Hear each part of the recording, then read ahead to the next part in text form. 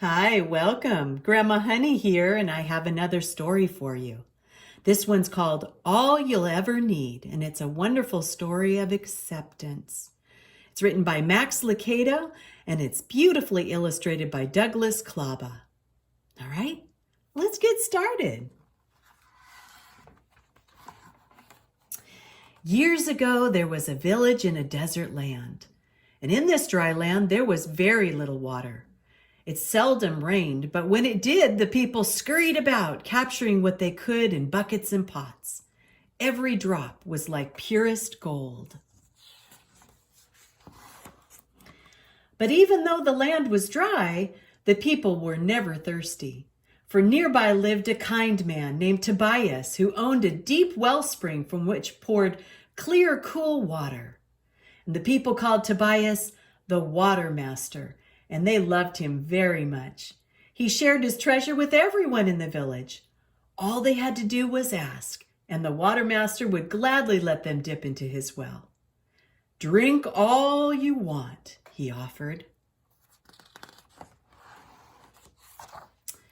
Not only did Tobias share from his well, but he taught his son to do so also.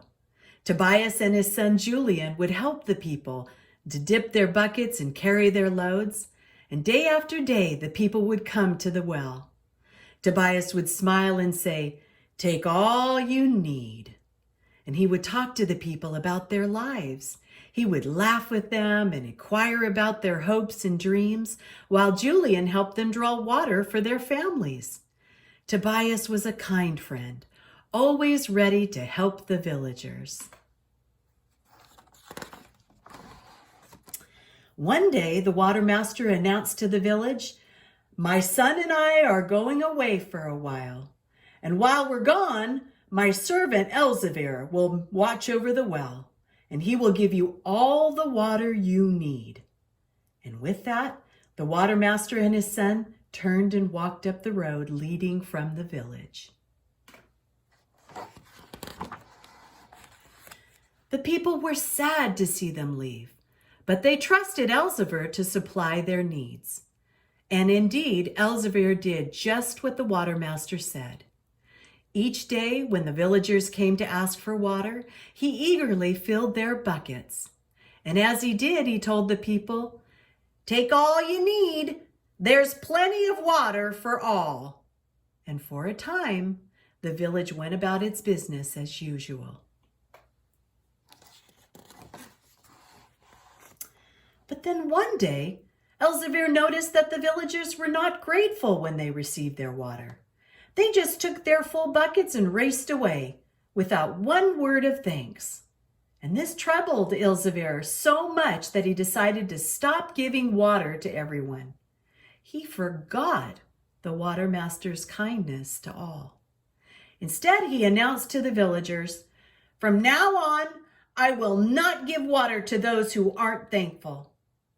The people were surprised. After Elzevir's announcement, all the villagers tried hard to remember to thank him when they received the water.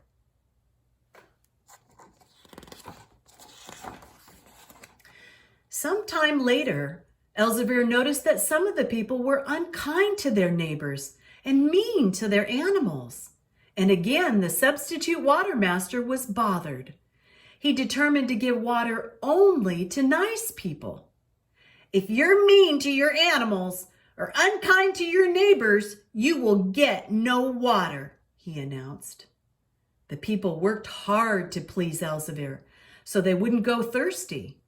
But as time passed, the taskmaster continued to find new fault with the people. "You're too busy. You're too lazy. You're not quick enough, or smart enough, or pretty enough." And with each decision, fewer people were given water. And over time, the villagers grew sad and angry. "How can we ever be good enough for Elzevir?" they questioned. "We'll all die of thirst," they cried. And as Elzevir's rules grew longer, the line for water grew shorter. The people, growing thirsty, began to give up. "It's no use," the people cried. "We can't please you."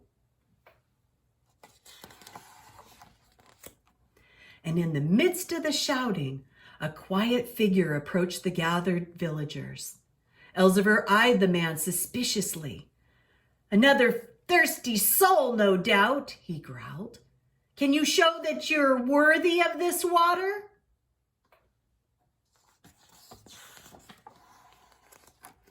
The man quietly strode to the well and turned to the people and said, "I have come to help you," he said. Elzevir grew angry.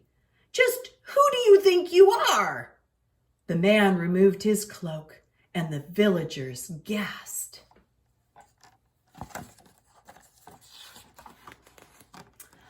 When they saw the familiar face, they began to whisper among themselves.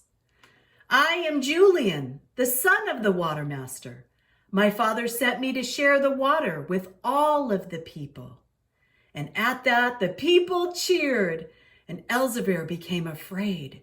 The villagers wanted revenge. "No water for Elzevir," they shouted. The son held up his hand to the crowd to quiet them. "My father's water is a gift to all," he said patiently. "But Elzevir was cruel to us." "I know he was. But if water was only given to good people, who could drink?" No one spoke. The son placed his hand on Elzevir's shoulder. "Freely you have received, freely give." The people looked at each other and were silent. They knew the son's words were wise and true. And so, from that day on, Elzevir was forgiven, and the water was shared freely. The end. And that's our story for today. All you ever need. All right. Bye-bye for now. Be blessed.